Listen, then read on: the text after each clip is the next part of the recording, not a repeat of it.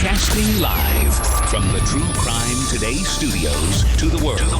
This is Murder in the Morning with Tony Bruschi and Stacey Cole. From the Hit Killers Podcast, Murder in the Morning. I feel like the Kouri Richins case is a game of Clue. Oh, People yeah. dropping dead. There's messages and, this and that and plot twist. Here's a new one. Of course, Kouri Richins is the Utah mother accused of fatally poisoning her husband, Eric Richins. The investigation into Eric's death revealed that lethal dose of fentanyl in his system. Now, introduced a key witness, though he will never take the stand due to his sudden death in a motorcycle accident. William Hayden Jeffs, a 35-year-old handyman, was reportedly in contact with Kouri around the time of Eric's death. Investigators claim that Kouri reached out to Jeffs just weeks before her husband's passing, asking him if he could obtain fentanyl and propofol, an anesthetic, for her.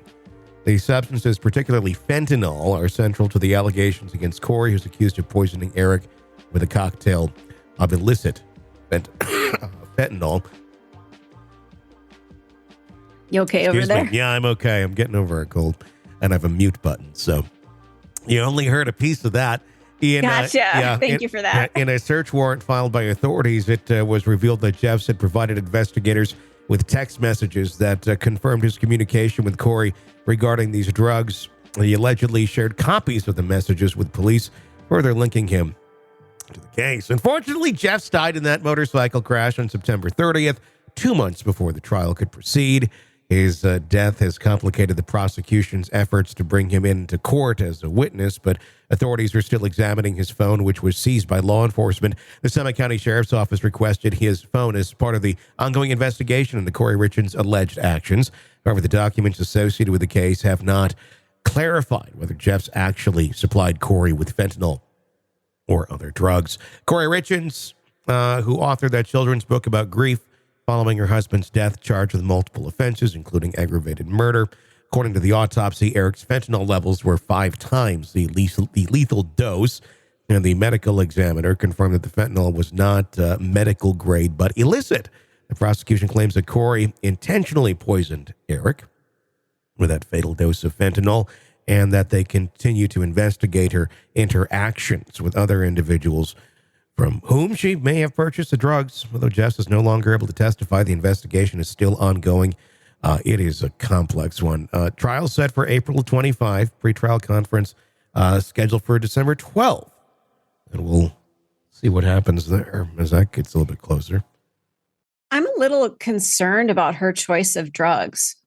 Fentanyl, there's a lot of talk about fentanyl in the news and everything, and that would have been way more believable. What was she doing asking for propofol? That is something that's used in surgical procedures. That's to put somebody under anesthesia. Well, because that's not a drug you can use for anything else other than to completely sedate somebody. Well, don't you remember earlier in the case, she had one of the quotes I think was, and I'm going from memory here and paraphrasing, but I believe there was some sort of reference to the Michael Jackson shit.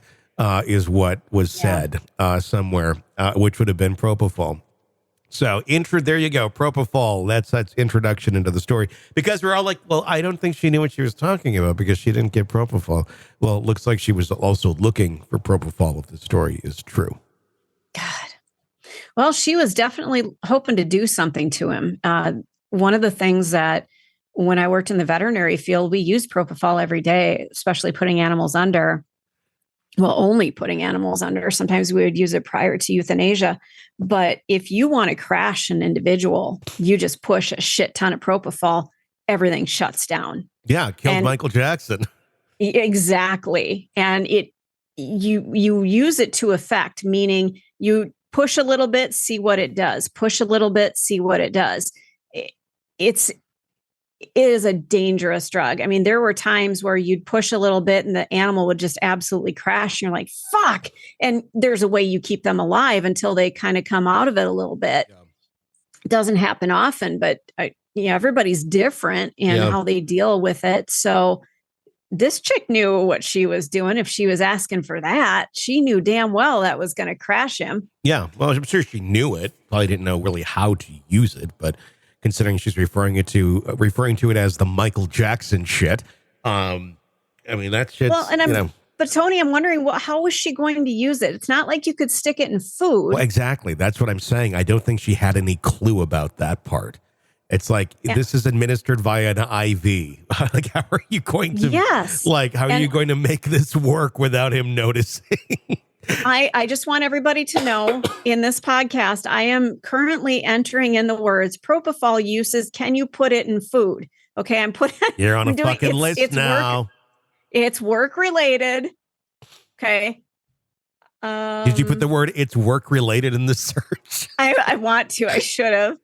No, it's IV use. Yeah. Should not be used at or around the time of eating food, since food interactions may occur. Really? Huh. Interesting. Well, obviously, if you're going in for surgery, you shouldn't have any food in your system anyway. Mm-hmm. But I don't think you can just put this in food. It needs to go in your veins. Yeah. You know, and that seemed to be her way of doing things. That she was, I think maybe she realized, maybe propofol. She just thought Michael Jackson. This is how she thinks. She's not like right. Well, she is. I mean, she's like evil bright, but I think when it comes to some other things, it's like, no, like how are you missing this part of this piece?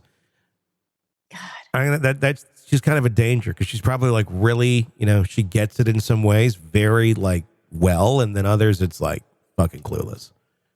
Well, and you're right about that. She almost got away with this, especially writing that book. That really was a really good cover. Mm-hmm. And how many people out there want to write a book and can't get anything fucking published? And she does. Well, I think she self-published it. I could be wrong. Well, she did. Yeah. It was probably one of those infomercials. Why would you like to publish your own book? It's not hard. No, I mean, it's anyone could do it today. But it's, I mean, I'm not surprised.